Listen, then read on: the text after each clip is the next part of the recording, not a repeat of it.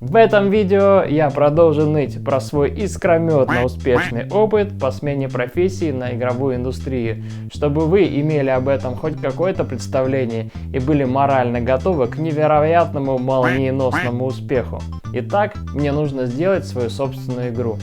Я начал искать информацию в интернете, как бы и с чего начать разработку, где вообще можно получить второе высшее образование, чтобы делать игры.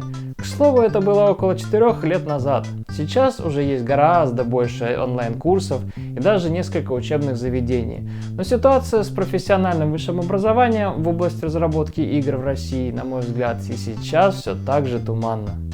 Изучив кучу информации, я понял для себя, что прежде всего нужно определиться с игровым движком.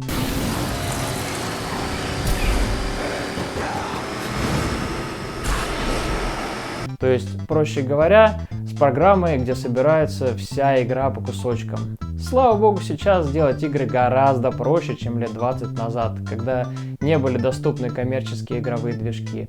На момент моего выбора было два самых распространенных игровых движка. Это более известные по крупным игровым проектам и реалистичной графикой Unreal Engine и игровой движок Unity, который подходил больше для разработки игр для смартфонов.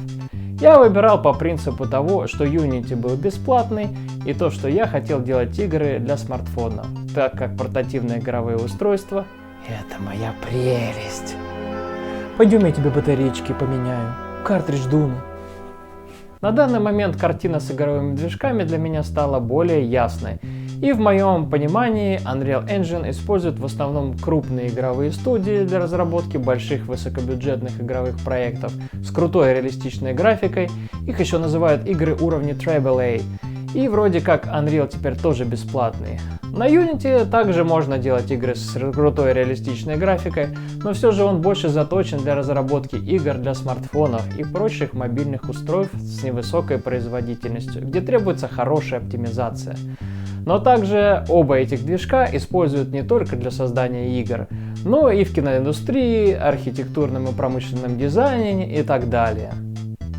Также сейчас достаточно много новых игровых движков, таких как Godot и прочие, на любой уровень знаний и задач разработки.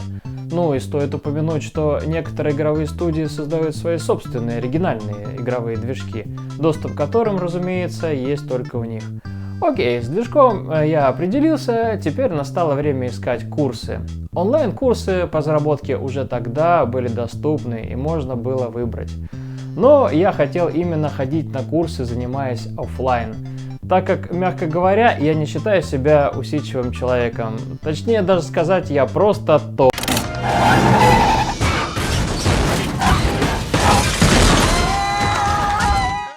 Ну и, конечно, мне нужно было как-то совмещать обучение с основной работой в рекламном агентстве. И я нашел курсы по разработке компьютерных игр на Unity от школы Easium. Они как раз только вышли на столичный рынок образования и предлагали достаточно приятный ценник. Курс был очным и длился 4 месяца. Он включал самые базовые вещи, такие как изучение языка программирования C# и игрового движка Unity. На выходе курсы подразумевали создание своей собственной игры, ну и диплом о прохождении курсов.